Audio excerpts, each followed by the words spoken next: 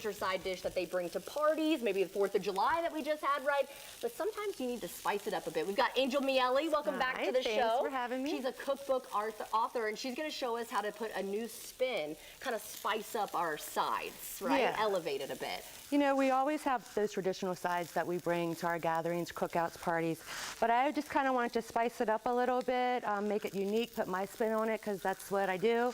Yes. So today I have prepared a jalapeno pineapple coleslaw. Ooh. Very tasty. And then we also have some beautiful shrimp bacon deviled eggs. My So I have gosh. already started frying up some, or sauteing up some shrimp. Okay. We are going to probably, I'm gonna let you flip them. It's Oh, time to let me flip. So yeah, about how many minutes until you flip? So typically? shrimp, they don't need a lot of time, Jordan. We only need about 2 to 3 minutes on okay. each side, depending on the size of your shrimp. The last thing you want to do is overcook shrimp. True. It's a big no-no. Now, does the color help us as well? Yes, you want to make sure it's kind of opaque and pink in there, you know, like all that's gone, and you can clearly see through here. It's changing colors right there. I have seasoned this with salt and pepper and just a little bit of Old Bay. You don't need a lot of seasoning for this.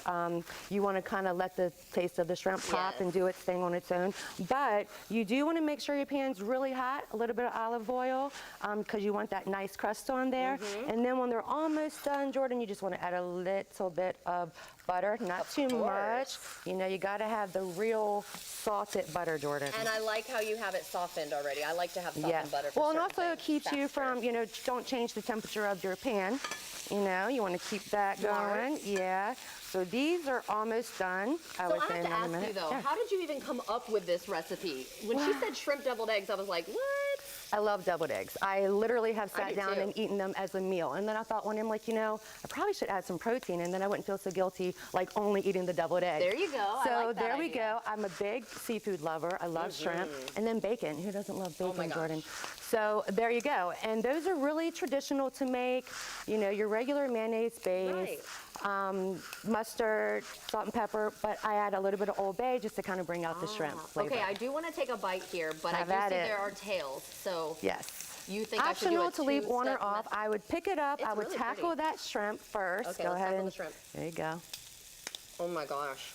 Okay, while I'm eating this though, talk a little bit about your cookbook, because I know when we talked in the past, you are all about family. Yes. And that's really important to you, cooking for the family, right? Yes. My cookbook basically is So good. a recipe book where family is the main ingredient, because, you know, I'm all about family. I come from a huge family.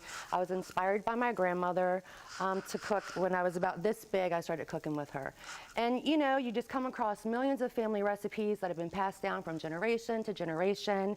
And so that's where I got my inspiration. And my first, you know, I need to write this cookbook. I need to chronicle all of these family traditions, all these family recipes that have been passed down, you know, literally for years. I love that. And where can people find your book? Amazon or www.angelmiele.com. Perfect. Okay, now this was amazing, by the way. I hope you're leaving these for us because I want to eat I'll be more. passing them around. But let me try some of this. Okay. Wow. And now I am kind of weird with spice. I am also, Jordan, so that's why, you know, this is different. You have, a lot of people are like, pineapple and jalapeno, and I'm like, absolutely. Especially for the summertime. Yes, and so it's really important though. For a second, Thank you. just for the mic. To, Thank you. the base is mayonnaise. A lot of people use vinegar, which is totally fine. Right. But I like to use the actual juice from the jalapeno, because that's going to give it a nice tang. It's going to give it some flair, but not too much heat. No, it's not too much. I could totally eat this. Yeah. And I love the little bit of pineapple in there. You know what this would be great on? Taco. That? Oh yeah, like a fish taco? Yes. I've got all these ideas now, but I was thinking a pulled pork sandwich. Oh, absolutely, because I cannot eat a pulled pork sandwich without coleslaw, so yeah, that too. And you know, don't get hung up on, you know, the size of the jalapeno. You can use fresh jalapeno, you could use the pickled jalapeno, whichever you choose, but what is key is to use the juice from the pickled jalapeno. I love that. And just stir up your base, pour it in slowly, you know, so that you get the coleslaw, the consistency you want, because I don't like soupy coleslaw. I don't either. You know?